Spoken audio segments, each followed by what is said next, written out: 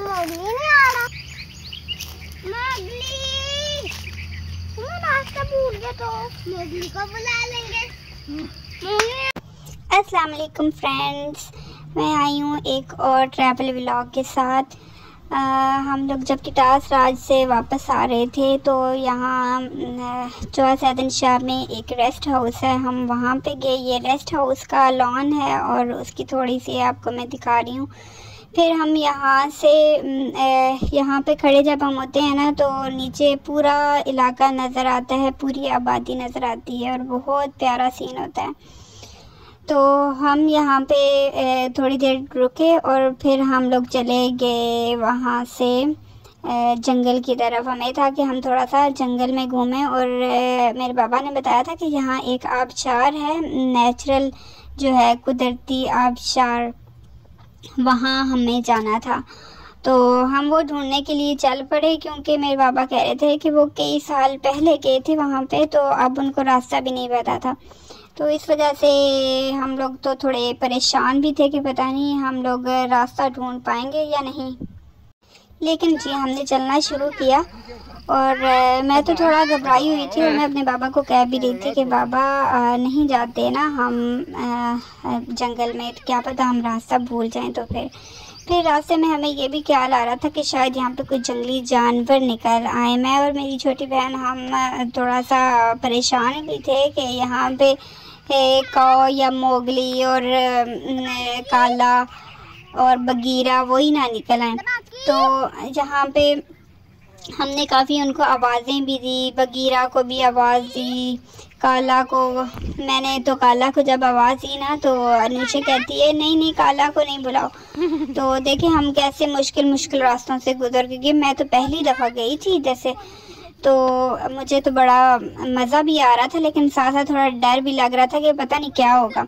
और अनुषा कह रही थी काला को नहीं बुलाओ। फिर मुझे लगा कि हम लोग रास्ता भूल गए हैं, तो फिर अनुषा कहती है मोगली को बुला लो, वो रास्ता बता देगा। फिर हमने काफ़ी आवाज़ें दी मोगली को, मोगली मोगली मोगली, लेकिन मोगली आया ही नहीं। वहाँ पे होता तो आता, लेकिन हम लोगों ने फिर भी बड़ा इंजॉय किया उनको बुला के, लेकिन वो आए नहीं वहाँ पे। फिर हम लोग वहाँ पे देखे, हमने लोकाट के दरख्त लगे हुए थे काफ़ी सारे। यहाँ पे आके ना तो रास्ता बंद था, यहाँ से हमें समझ नहीं आ रही थी मेरे पापा को कि अब यहाँ से आगे हमने कहाँ जाना है। मोगली को आवाज़ दो, वो रास्ता ढूंढे। यहाँ से फिर हमने रास्ता चेंज किया। यहाँ पे हमने फिर आवाज़ें दी मोगली को कि वो हमें रास्ता बताए, लेकिन वो तो बताने नहीं आया। फिर हमें खुद ही ढूंढना पड़ा।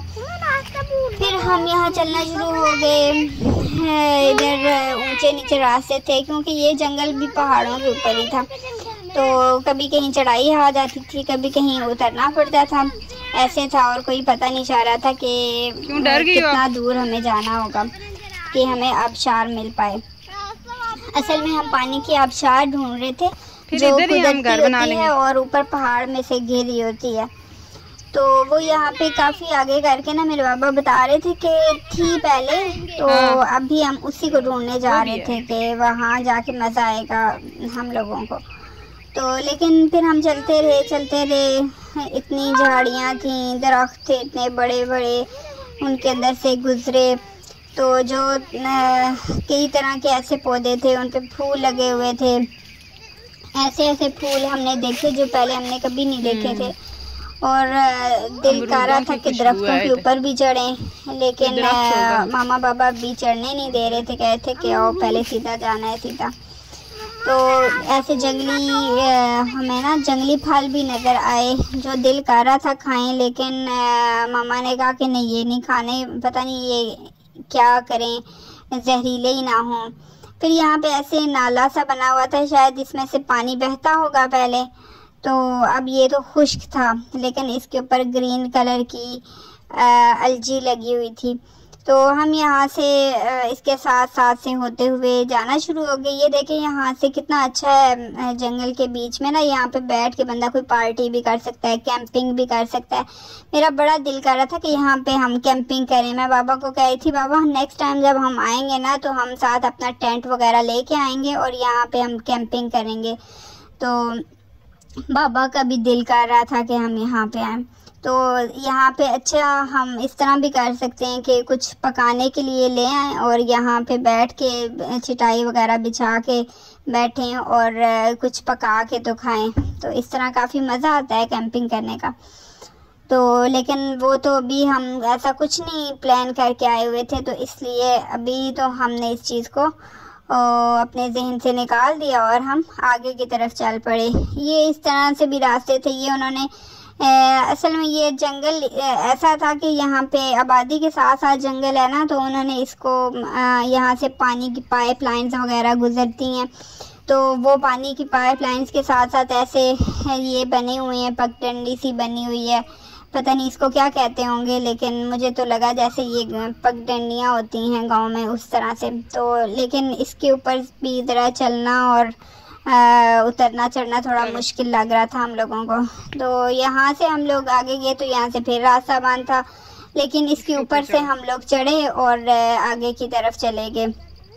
तो ये देखें इर्द गिर्द इतनी ज़्यादा झाड़ियाँ हैं और बड़े बड़े दरख्त हैं। जब हम और आगे गए ना, वो देखें आपको खजूर के भी दरख्त नज़र आ, मतलब बीच बीच में कोई भी चीज़ खुद ही से उगी हुई है और इतने बड़े बड़े वो उगे हुए हैं और अच्छे से लग रहे हैं। मतलब ऐसे काफ़ी ऐसे बहुत ज़्यादा, अगर ये ना पगडंडी सी बनी होती ना तो फिर हमें शायद रास्ता ही ना मिलता यहाँ तक जाने का।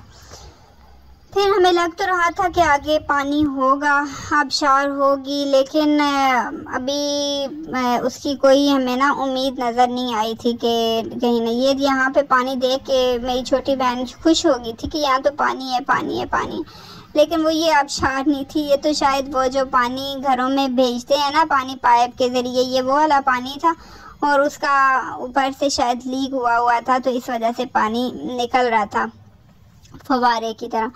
फिर हम लोग और आगे जा रहे थे तो यहाँ से आके ना आगे खाइयाँ शुरू हो गई थी कि अगर हम एक साइड पे गिर जाते ना तो खाई में हम गिर सकते थे। कि ये जो दरख्त है, हमें तो ऐसे ही लग रहा था ना कि साथ साथ दरख्त हैं, लेकिन ये दरख्त जो है ना खाइयों के ऊपर उगे हुए थे, ये झाड़ियाँ जो हैं ये खाइयों के ऊपर उगी हुई थी। तो कैमरे में आपको शायद इतना अच्छा नज़र नहीं आ रहा कि ये यहाँ पे किस किस्म की खाइयाँ थी, क्योंकि इधर पौधे उगे हुए थे, दरख्त उगे हुए थे, लेकिन आपको शायद समझ आ रही हो कि ये थोड़ा नीचे की तरफ जगह है, कि ये ज़रा हम लोग ऊंची जगह पे हैं और ये नीचे है। यहाँ सारी साइड पे ना खाइयाँ थी, हमारे दाएं तरफ बड़ी बड़ी खाइयाँ थी और उनके ऊपर दरख्त थे, तो इसलिए नज़र नहीं आ रहा कि ये खाइयाँ, लेकिन अगर यहाँ पे कोई गिर जाए तो बहुत मुश्किल हो जाता है उसको निकालना। तो फिर हम लोगों ने इसलिए वापस जाने का फ़ैसला किया। तो बाबा ने कहा कि अगर आप लोग साथ ना होते, मतलब हम बच्चे अगर साथ ना होते तो वो लोग आके जाते, तो क्योंकि उन्हें डर था कि कहीं हम गिर ना जाएं, हमारा पाँव फिसल ना जाए और हम गिर ना जाएं। तो इसलिए फिर हम लोगों ने वापस जाने का फ़ैसला किया। हमें आबशार तो नहीं मिली, लेकिन आगे ये हुआ कि हम वापस जाते हुए रास्ता खो गए ना, हमें रास्ता नहीं मिल रहा था वापसी का। तो चलना तो शुरू हो गए हम लोग।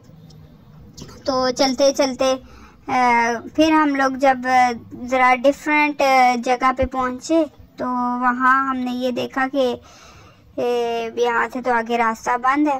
तो इसलिए हमने ये कोशिश की कि देखें ढूंढने रास्ता, कौन से रास्ते से हम आए थे, लेकिन हम लोग ना ज़रा डिफरेंट रास्ते पे चल पड़े थे। तो फिर मेरी मम्मा कह रही थी कि हाँ, इससे अच्छा था कि हम कोई ब्रेड वगैरह ले आते और यहाँ पे डालते। यहाँ अब हम रास्ता खो चुके थे और समझ नहीं आ रही थी कि अब हमने किधर जाना है, क्योंकि हम इस रास्ते से नहीं आए थे और यहाँ काफ़ी कांटे वाली झाड़ियाँ थी, जिनमें से अगर हम गुजरते तो हम कांटों में फंस जाते।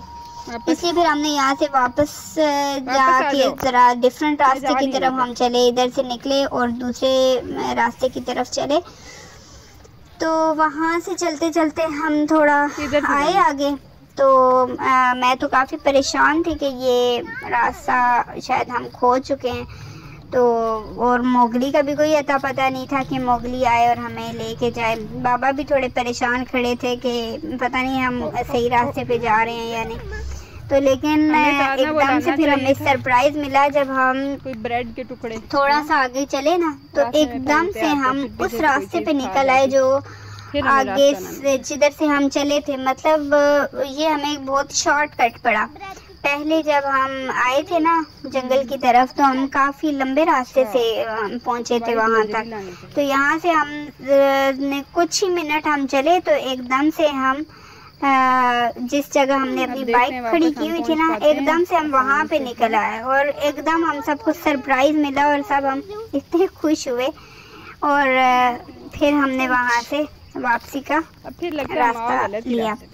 अगर आपको मेरी वीडियो पसंद आई हो तो लाइक कीजिएगा, कमेंट कीजिएगा, और कभी आप भी किसी जंगल में गए हैं और खो गए हों तो ज़रूर बताइएगा। ये देखें यहाँ हम आके निकल आए थे। तो वीडियो देखने का शुक्रिया और चैनल को ज़रूर सब्सक्राइब कीजिएगा और बेल आइकन को भी दबाइएगा। Thank you so much. अल्लाह हाफिज़।